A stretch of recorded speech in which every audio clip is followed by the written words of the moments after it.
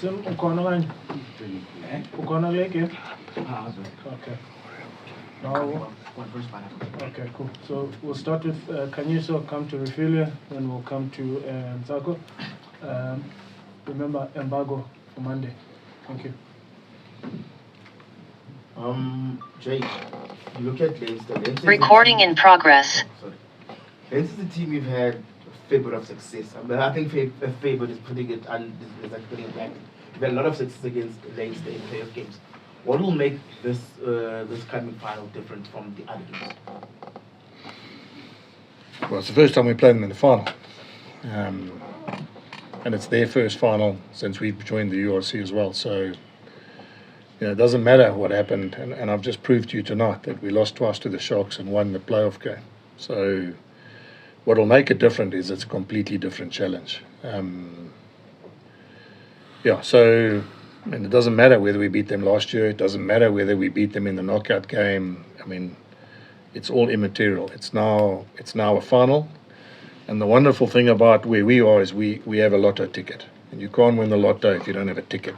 At this point in time, there are two teams that have a lotto ticket, and we've got a 50% chance of winning it. I mean, that's how sport works. So it'll be different. I mean, I'm sure it'll be different. There's British and Irish Lions assembling while we're in the UK. There's, I think the next week the British and Irish Lions play. And I'm glad, because what it'll mean is it'll just mean that whole Dublin will be rugby crazy. I'm so happy because our young players and the guys we've been working hard with are going to experience something that's very, very unique and very, very special for them. What have they done differently this season as compared to the other 3 seasons? They've had a rush defence. You've not been reading the media. No. Okay. Coach Jake, great start today. I mean, how do you prepare the team going into Linster against their fourth final? Yeah, I'm going to answer it by saying I'm going to get tomorrow to the airport. We're going to get to Dublin on Monday. And again, I've got to thank our board members and our stakeholders. We're not leaving on Tuesday. We're going on Sunday, and we're going to prepare the whole week for this game. There's obviously extra costs, but the reality is we obviously get to the time where we need to take it seriously. So I'm going to answer it by saying when I get there Monday, we'll have a recovery session. We'll have a review on where we are, as a team, and then we'll put some hard yards in on Tuesday and Wednesday and get ourselves ready for, as you would know, it's going to be an incredible experience for us. Good. What will it take to make it third time lucky, you think, against this Linster team? Prayer. Prayer. Yeah, I mean, all I'll say is that we know how tough finals are. And we lost a home final here when everyone expected us to win. And we won the games away from home that people expected us to lose. So, and I don't say that lightly. It'll take prayer because, we're going to travel and it's going to be tough. Guys, you're talking about an Irish team. It's like Ireland versus the Bulls, And, whether we try and underplay it, I mean, we've got to understand that Ireland have beaten All Blacks. Ireland have beaten, many big teams. So it's not going to be, I don't say it with any worry to tell you. We're going to need to work hard. We're going to have to get things working in our favour. We're going to have to recover quickly from injury and bumps and bruises. And then we're going to have to play well. We're going to have to play really well. I mean, look what they did to Glasgow, and Glasgow beat us last year. So, I mean, they didn't struggle to beat Glasgow today, and I'm sure that they will also be on a high now going into a final at home. Yes, Russ. Jake, I know you said it's a completely different game, this final coming up, from what you guys have experienced before, and as you said, biggest game for a lot of these youngsters in their career so far. But in that 2021-22 season, a few of the guys in this current group did go over there.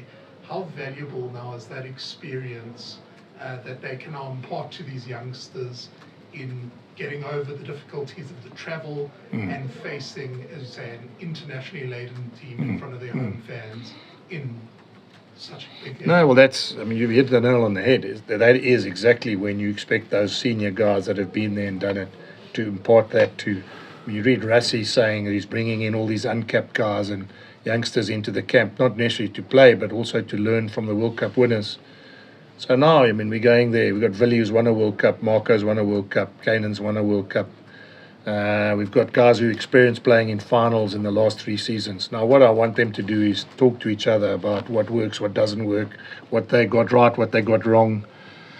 And even though it's a different fixture, even though it's a different challenge, finals are what they are. They're finals, and it's all or nothing. And so I will work hard this week to get the players to enjoy it, and also just to be ready for the fact that it's a final, and people follow sporting teams around the world to go and watch finals to sometimes see the underdog win. That's what happens in sport. I was watching Djokovic play tennis last night, and he lost to Skinner.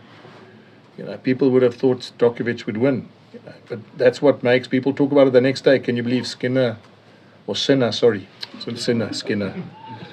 Thinking about a rugby player now, Skinner, but Sinner beat Djokovic, and that's what people talk about, because it's like occasions that make people follow sport around the world. And how much better can it be for a Bulls supporter watching his team play against Leinster next weekend? So I'm really going to spend this week getting the youngsters to enjoy the fact that they've got an opportunity that's special for them. Cool, thanks, Ross. Coach Jake, just looking back at your season, and I asked you this question, I think a couple of weeks ago, are your stars getting aligned now? Looking at the different ways you guys played and the different things that happened on the pitch, do you think this is probably the most well-prepared you guys can be from an experience point of view? And I'm going back to that 4 weeks tour that you guys had, which I said I think that will be probably one of the biggest contributes to your season success. Do you think you guys are now in the best position you could possibly be in terms of experience and getting guys, all of that type of experiences in the game? I'm just laughing because I wish I had Gerard, and I wish I had Elrich, and I wish I had Cameron, and I could tell you exactly where we need to be. But the one thing that I am really proud about is that when we've had changes to our squad and brought other guys in, we've still managed to still win big games. And so that's what makes me positive about what's coming this week. My job is just to channel all that positive energy and all that, like you say, where we are, what we've achieved, where we are in our season, the kind of guys that we got that can play against Leinster, and a lot of these guys that are playing have beaten Leinster, even in big games. We didn't have Cameron when we beat them there in 2021. We had Marcel and Marcu, So, we'll have Marcel and Marcu this week again, just to use 2 names. We beat them there. Kanan played fullback. Kirtley couldn't play when we beat them there in a knockout game a couple of years ago. So, I do believe that you've got to only control the things you can control, and the things we can control now is who's going, and then it's my job and the coach's job to get them to be as prepared as they can, mentally, physically, and obviously mentally, physically, and also just from an excitement point of view, because it's going to be big for these youngsters. Good luck, Coach. Thanks, man.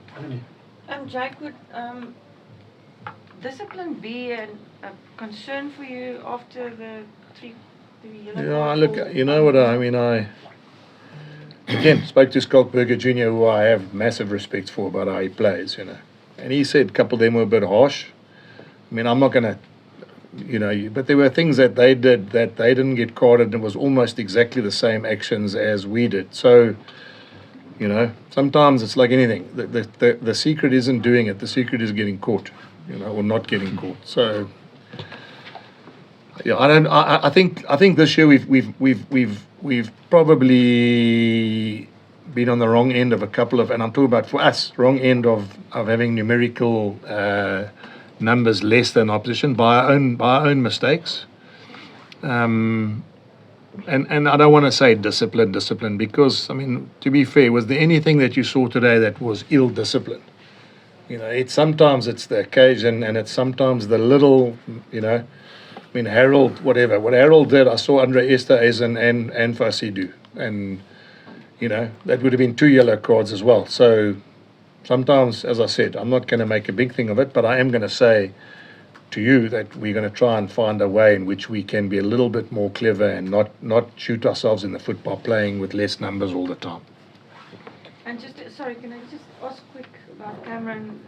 You have no idea how serious the injury is? No. They just, obviously, when it's swollen and there's a lot of blood on the thing, you can't really see. But they had a look now, and he won't play next week. That I can tell you. He thinks he can. He says he might go to the same doctor Goosen went to.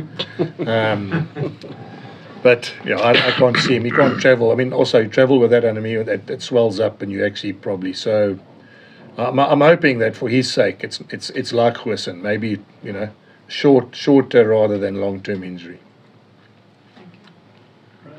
Coach, obviously the team comes first, but I guess for you personally, what will it mean for you if these boys will have to cross Massive. That's why you coach. You want to, but it'll mean more to me if they experience it, because that's why you coach as well. You want them to feel what it's like to win something. But I said to Tapa Henning today when I saw him, I said, geez, I was nervous today, and he said, well, that's a good thing, because as long as you keep feeling nervous as a coach, you know that your heart's in the right place. If I get to these games and I sort of go through the motions, then I'm probably not being true to the fact that we want to win. So it'll mean a lot, even though I've been lucky enough to win some things before. I think it's almost like a gift that I'd like to give this group in terms of what they've put in the last couple of years. And they've come so close, they've come so close to tasting it. Hopefully this will be the time that they can feel what it's like to actually get over the line. Oh, sorry. Brendan and Jake, just Croke Park's a huge stadium, as you say, 80,000. If whatever it's going to be, it's going to be an imposing situation for your players, and they're probably going to ratchet up as much as they can in their favour. How much will the Munster win come into that, and just how do you prepare the guys for something like that? Look, I don't think Munster, I don't say that, not that won't help, because of course it helps, but tonight will help. We had 50,000 people here. And we were at times under the pump with 12 guys on the field. So, hopefully there's as many people as there is. And Brendan's like, I sort of repeat myself, but that's what sports stars want to do. They want to play in front of the biggest crowds and play their best rugby. And this tonight will make them play better this week against the big side. It'll play them next year when we play another big side. It'll make them better test players when they play test rugby for South Africa. And that's all part of the little building block. So, Munster was, and I'm sure that they will feel what it's like to play away from home. I think you guys have mentioned many times we've probably been better away from home than we have at home at times. So maybe getting on an aeroplane tomorrow, not having the added pressure of playing in front of a home crowd, but feeling what it's like to play in front of a massive audience. That's all I can show them is you've been there, you've done it, you understand what it's like. Some of you play test rugby. This is when I need you guys to help each other on how we're going to get through this. The last two times you played in Dublin, the semi-final and the last one, I know there should have been a red card to Linster for Kirby tackle, I think. Yeah. And they try. But the message a lot of the time when teams going against Leinster is to stay in the fight, because if they get a bit of a head of steam, and we saw today as well with the first semi-final, that they're very hard to catch if you're behind them. Is that going to be the message this week? Is to make sure you stay in the fight? Yeah, and also not to give them a good start. So when Anami asked me how do you start, but I don't really know yet. I saw they did it again today. So. Yeah, we have to stay in the fight. But it's a final, Brent, and I think I don't need to tell them that. If you want to win something badly enough, you're going to have to stay. You're going to have to stay as competitive as you can throughout 80 minutes.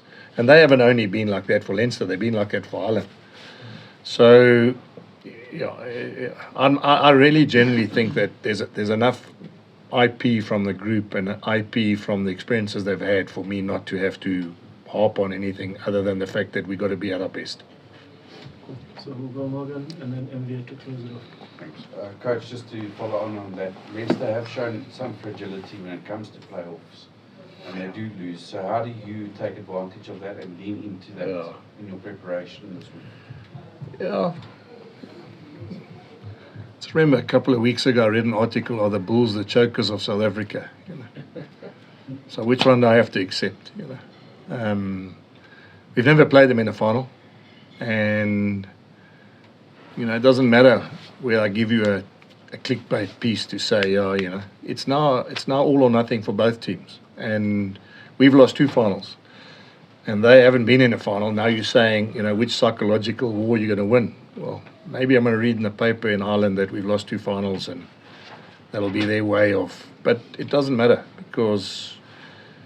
because whatever happened before is irrelevant, guys, and whatever happened tonight is irrelevant. We're getting on an aeroplane and we're playing against the team that's been the form team, the team that's only lost twice this season, and the team that's laden with British Irish Lions and Irish internationals. And by the way, 3 really great international players in Ergia Snyman, Rabbi Soleimani and Geordie Barrett. So that's probably and it is probably the toughest task we've had to do in the last 4 years. But I've got confidence. Every time I've asked these guys to put their hands up in these games, and they've got it right. So this is just another test for us. Jake, you mentioned earlier, someone asked you what made Leinster so special this year, and you said the rush defence, and that means Jock Ninabe. And Jock knows. I didn't say that. You asked me what's changed this year.